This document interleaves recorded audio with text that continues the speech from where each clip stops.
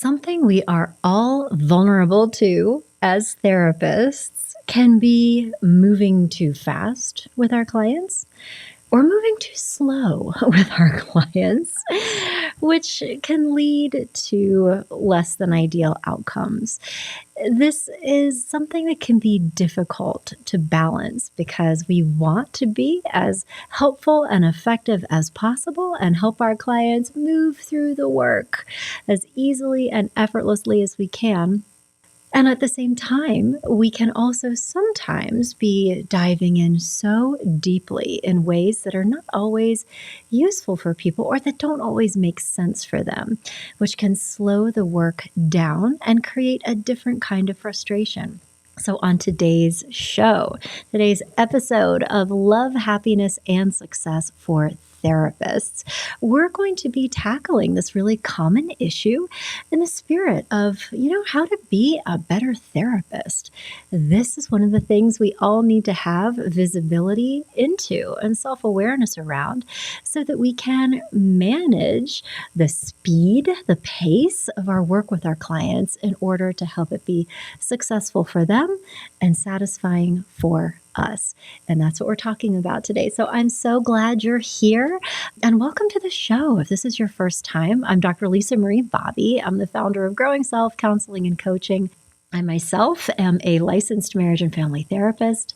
I'm also a licensed psychologist, and I'm a clinical supervisor. And I have been running this group private practice, Growing Self Counseling and Coaching, for years now, and also for a long time been the host of the Love, Happiness, and Success podcast, which is really for regular people on a path of growth. So we talk about many things over there, but I have had such a strong mission and a heart for really serving clinicians, for therapists through my practice.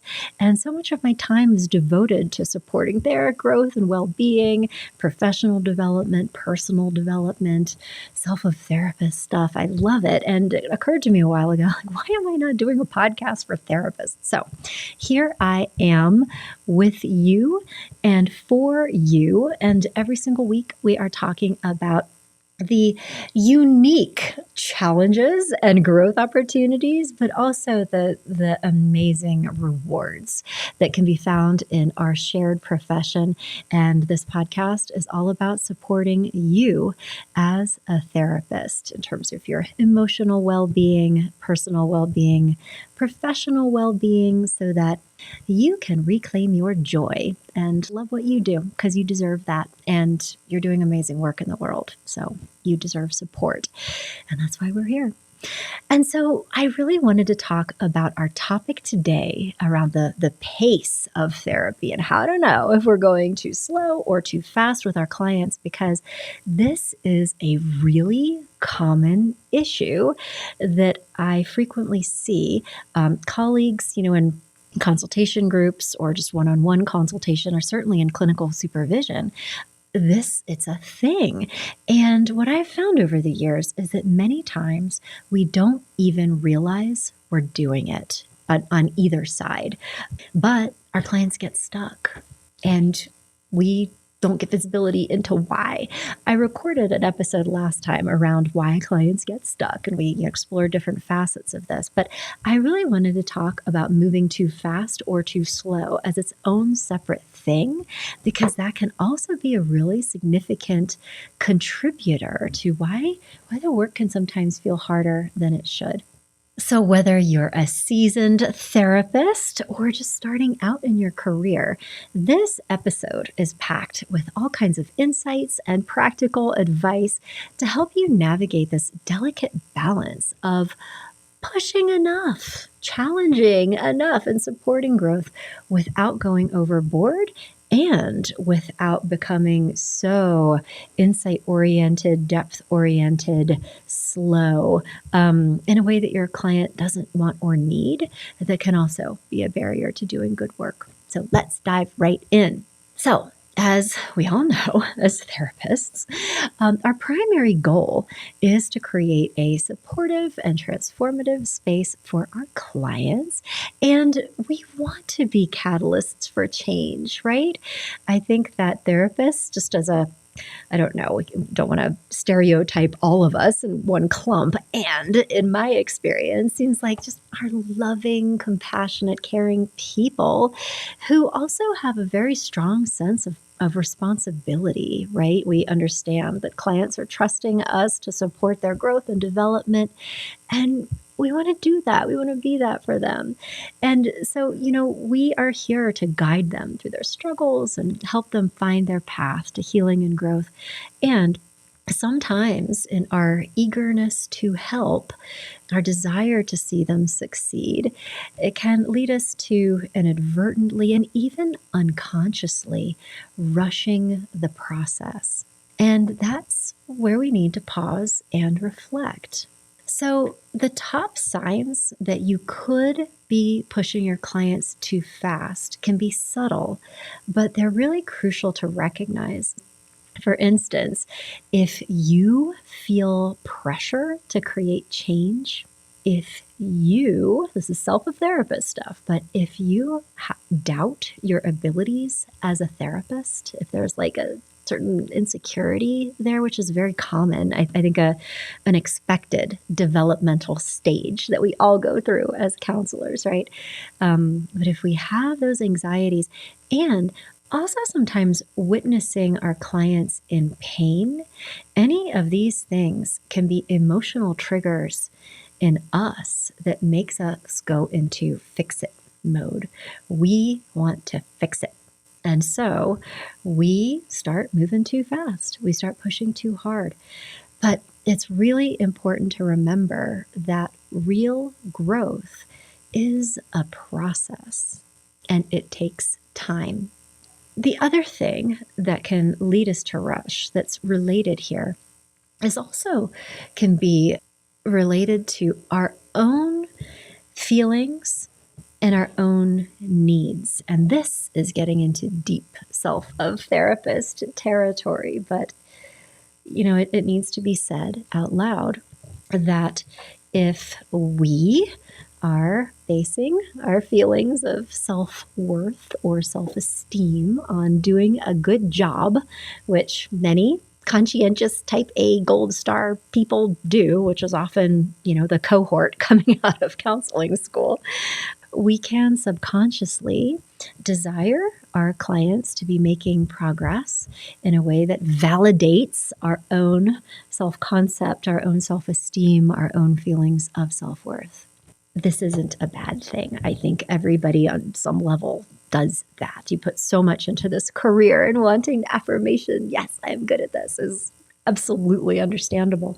So it's not wrong that those feelings are coming up. But where we all have to be conscious is when we are aware of these tendencies and aware that they are leading us to maybe push or desire change for our client that is not appropriate to where they are in their therapeutic process, and just to own that.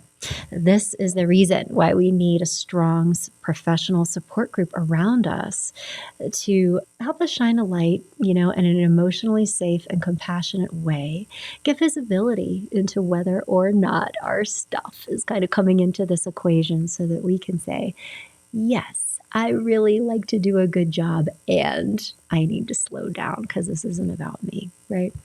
Another important self-therapist issue that is very salient here can be related to our own feelings of discomfort. I think as a whole, most counselors that I know are unusually comfortable with dark emotions. We're good. We can talk, people cry in front of us and emote and it's fine. It's completely fine. And I think it's also important to be sensitive to and aware of whether or not you are comfortable with other people really being in a lot of pain and being okay to allow them to be in that pain for a while without feeling the need to rush in and try to fix it or change it or make it better. Some counselors, not me, of course, but some counselors arrived into this, being forged in the fire of family systems where we needed to be helpers and we were in a helping role. We were the emotional support animals for one or both parents, right? And so these roles are familiar to us, and we're really good at managing the emotions of other people. We might inadvertently be trying to do that with our clients sometimes. And, above and beyond our own stuff, which is worth unpacking if you haven't done any of that work already. But I think it's also a natural human instinct, particularly for empathetic and compassionate people like you, to want to alleviate pain of others. But as therapists, we need to resist the urge to rush in and save our clients from their dark moments and from their own feelings. Our job sometimes is to push people into their dark feelings and dark emotions, because that's really where the action happens. That's where the catalyst of growth occurs. And by just reminding ourselves of that sometimes, that it's in these moments of pain or sitting with dark emotions that give birth to true growth and healing. Like, we can intellectually know that, but sometimes, just to be in the presence of someone who's really, really hurting, especially somebody that we care about, those old instincts can kick in and we jump into helping. And, that brings us to the other piece, is the importance of patience in the therapeutic process. I mean, real, meaningful change always takes time. It is a journey. It is not an event. And especially for clients who have old, deep stuff, they have experienced neglect or trauma, especially in their early years, this journey might be measured in years, many years even. And it might involve revisiting, processing, going back into different developmental stages. There can be a reparenting component. And in these kinds of situations with these kinds of clients, it's vital to go slow and to maintain a lot of safety and security, and really use the relationship itself as the vehicle of growth and healing. It's a reparenting process. And so the other piece is that even in the absence of what, really objectively is going to be a long-term client because of what they need, and being okay with that, right? Or, I mean, if you're really not okay with that, and if you don't want to be that person for someone, to, identify that as early on as possible and make an appropriate referral, right? But otherwise, get comfy and get ready to settle in for a long road. And then additionally, with regards to going too fast sometimes, I think aside from those situations, it's also very vital for us to be assessing our clients' current skills and capacities, but also their readiness for change, and be sensitive to where they are in this process, be talking about it overtly, but also prepared to slow down and be ready to teach them how to do things that will help them move forward that they might not know. Because when we move too fast as therapists, we may have subconscious expectations that our clients would be able to do the thing. Calm down when you're feeling upset. Practice self-soothing, whatever that is, without fully understanding that there are a lot of micro skills and different components that go into being able to do that in a realistic way. And so especially if you're do this and it's not happening, to slow down and really get a more clear understanding of what your client has and what they don't have, because that is how we can really help them move forward, but by slowing down. We can't make assumptions that they already know things that we know or that seem obvious to us. And just that, embracing that every client is unique and their journey with us is going to be unique as well. And that sometimes it just legitimately takes a long time to work through all of this. And it's forward and it's back and it's a twisting road.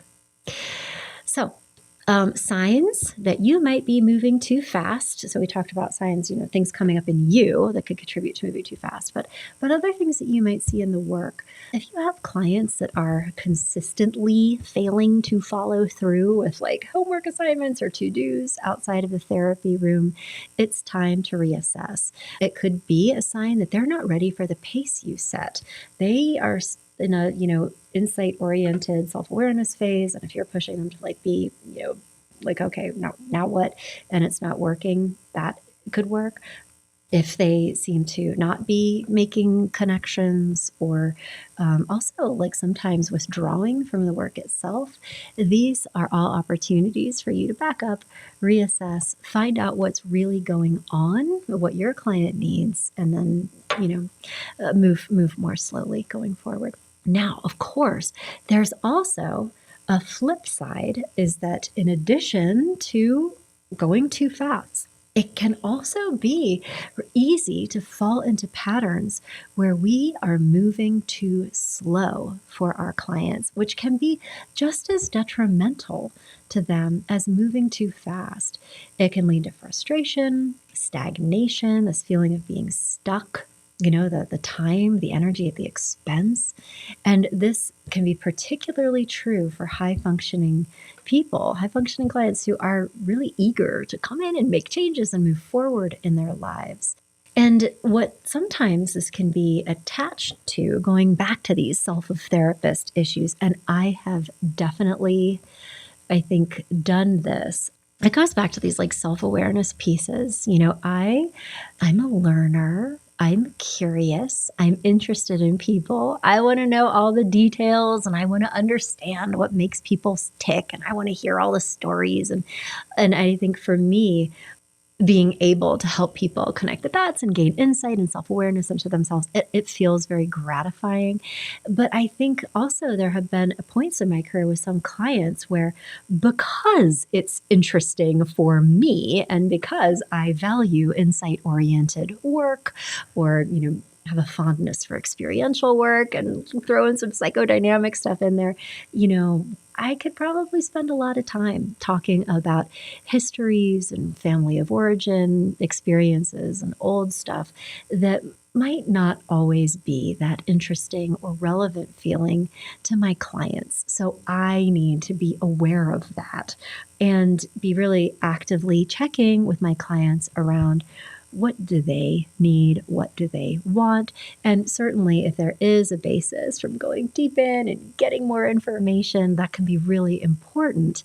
And, certainly giving myself permission to do that. But also realize that, am I spending too much time and energy on, collecting information and understanding things that is starting to feel like an obstruction to doing the work itself that the client has come here to do with me. So I'll own that one. And I don't know if that feels familiar to you or not. So, signs that you might be moving too slowly. If your client is expressing frustration with therapy, saying things like, I don't know if this is working, I'm not seeing any progress, like pay attention to that, have those conversations.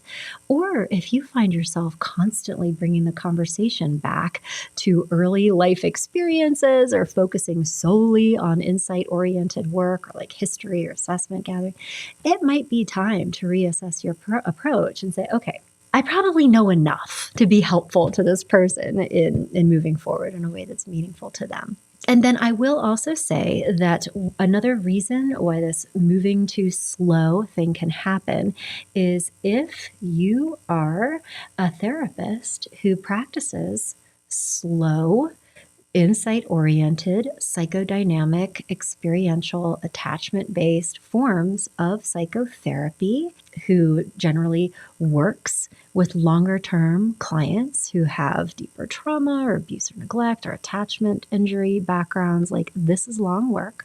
This is what you do, and you probably like doing it, and you're probably really good at doing it. And so I think sometimes When we have a hammer, right, everything looks like a nail because this is what we know how to do, and may miss the fact that you could be working with a client who could benefit from a much more active approach, something like coaching instead of therapy. They are here to identify goals, identify obstacles, make a plan for how to achieve a different outcome. And the therapy that you know how to do is different than that, is different than what they want and need. And so that sort of mismatch, like you're just sort of naturally a tortoise or a turtle, and they're that rabbit. They're like, okay, let's do this. Just to be able to notice that, and I think have healthy humility of the fact that there are different approaches, just like there are different therapeutic modalities, right? And sometimes therapy is 1000% the best path forward, but to just have that self awareness of who you are as a therapist and how you operate, and understanding that there are different approaches, coaching modalities, and that some clients really, really want and need that kind of approach, which is fantastic. It will help create so many positive things for them. Finding the middle ground with all those things that we've just been talking about. How do we figure out that just right place?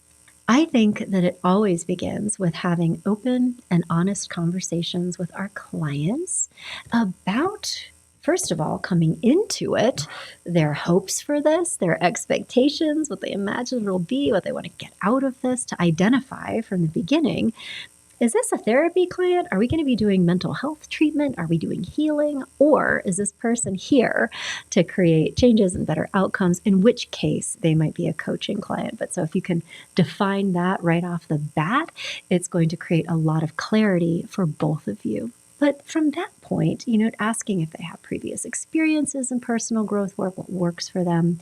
And also, as things go forward, asking them how they're experiencing it. How is this going from their perspective? Find out what they expect from you, what feels productive to them, and then tailor your approach accordingly. And also notice, some of the things we were talking about, like those signs if you're leaning one way or the other way, because just noticing that can help you course correct. But you have to be aware of it in order to be able to do that. And I think too, just remembering that therapy or coaching for that matter, it's not a one size fits all thing. Different clients need different things, and it's crucial to be a versatile practitioner and able to move between different therapeutic modalities, or shift into a coaching mode if that would really be more helpful, because this flexibility is key to being able to meet the unique needs of each client and helping them on their journey of growth and change. And I'm not suggesting that we all need to be all things to all people. I think there's a ton of wisdom and courage in understanding who we are and what our limits are, so that we can have those conversations with clients if we need to. But within the scope of our practice, our skill set of what we do, being more than a one-trick pony is what I'm trying to say, and having a number of different tools and approaches in your tool belt so that you can shift and be flexible in response to the approach that would really be more helpful for each individual client sitting in front of you. And speaking of that, growth and change and evolution, I think that what we're talking about today, gaining this self-awareness, fast, slow, understanding the boundaries, is just an example of why it's so important for us as therapists to be embracing our support systems, continued learning and development in our own professional journeys. I mean, a big part of what we were talking about today has to do with self-of-therapist issues and how those can come up and change what's happening in the room with our clients. And so if you don't have a space to talk about those things, get visibility into them, it can be difficult to get the kind of self-awareness that you need in order to be able to grow in this profession. So that's really important. And I would suggest seeking that out. If you're not already in a consultation group or don't have a consultation partner, these are the things I think we all need in order to flourish and thrive in this profession so that we can continue to grow. And additionally, being open to learning different approaches and modalities that can contribute to your own versatility and flexibility, whether or not it's, learning different therapeutic orientations so that you have more than one way of being as a therapist, or even looking into coaching certification and credentialing. It can help you, again, just have more opportunities to help different people in different ways. And I think, too, that these are some of the things that create the kind of experience that we want to have of growth, of love, of happiness, and success for ourselves as therapists when we're engaging in these kinds of activities with a professional community, with continuing education. This is what part of what keeps us healthy and well and zesty and, enjoying what we do. So, um, I hope that this discussion is helpful for you and illuminated some things to think about regarding the pace of this work. And if you would like more, I have so much more for you. I have put together a whole bunch of different informational articles and podcast playlists on my website. It's growingself.com/therapists.